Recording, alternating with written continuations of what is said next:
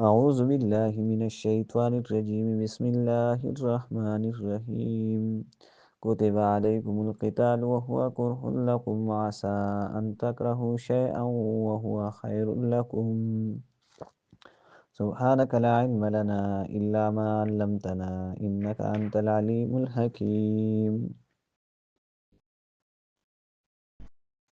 پدې آیات کریمه کې باس او خبر د فرضیت د قتال فی سبیل الله کې د مخکې سره ربط دا دی چې مخکې وي چې مال خرچه کوي جنت ته به ځي،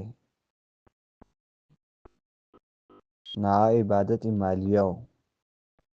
دې آیات کې وي چې عبادت بدني مو کوي نو الله مو جنت ته بوځي، چا جهاد فی سبیل الله دی. مخکې آیات کې وي وما تفعلوا من خیر، هغه چې تاسو نیک کار نه کوئ الله پرې پوهېږي. نو په دې آیات کې د هغې نیک کار او د هغې خیر مثال ذکر کوي په مسله د قتال فی سبیل الله سره، چې د خیر د کارونو نه یو جهاد کول دي د الله د دین د سربلندۍ لپاره. نو فرمایي کتب علیکم فرض شوی دی په تاسو باندې القتال جنګ کول د کافرانو سره، وهو کرح لکم دا بد لګي په تاسو باندې.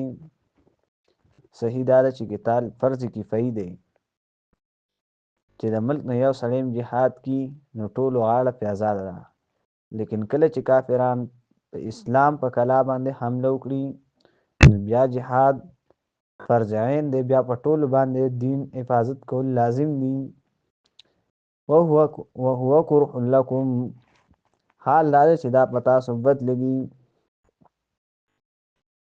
تفسیر قرطبي دلته لیکي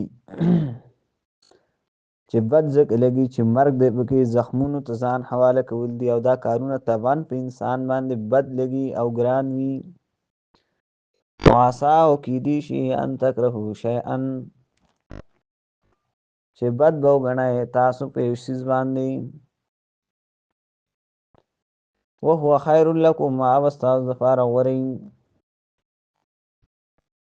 ظاهر کې خو به ته ووایه چې دی کې مرګ دی، نو چې ته مړ شي نو ته تاواني نه شوې، ته په شهادت کې لاړې او ته جنت ته لاړې. ظاهر کې ته دا ووایه چې ما نه بچي پاتې شو، لیکن دا پاتې نه شو، بلکې دی کامیابی طرف ته روان دی او تم کامیابی طرف ته روان یې. وعسا او نږدې ده ان تحبو چې مینه به وساتئ شیان یو شي سره وهو شر لکم په هغې کې به ستاسو دپاره خیر نه وي، شر به وي. په جهاد کې خیر دا دی چې غنیمت حاصل شي یا غلبه ومونې چې غلبه دې وموندله نو غنیمت به واخلې او غازي به شي، او چې شهید شوې پکې نو جنت به حاصل کړي، دا پکې خیر دی. وعسا او نږدې ده ان تحبو دا چې محبت به وکړئ شیان یو شي سره وهو شر لکم هغې کې به ستاسو دپاره خیر نه وي، شر به وي. دلته د هغې مثال دا دی چې پاتې کېدل د جهاد نه او قتال نه طبعا انسان ته خوښ وي یا دی پرې رضا وي چې جهاد له لا نه لم، لیکن د هغې پرېښودلو کې ډېر شر او نقصان دی، ځکه مرګ خو په مقرره باندې دی.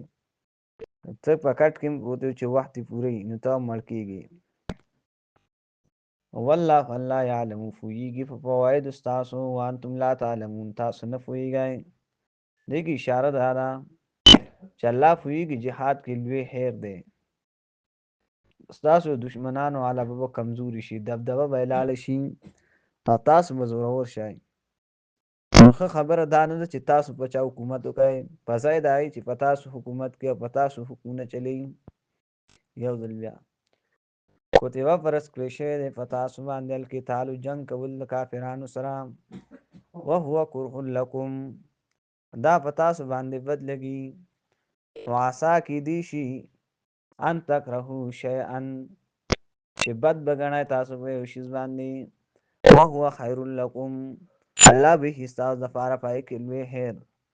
وعسا او کیدی شي ان تحبو چې محبت به وکړئ تاسو شیان یو شي سره وهو شر لکم هغې کې به ستاسو دپاره شر وي. والله یعلم والله پوهیږي په فوایدو ستاسو. جهاد ستاسو دپاره لویه فایده ده، وانتم تاسو لا تعلمون نه پوهېږئ.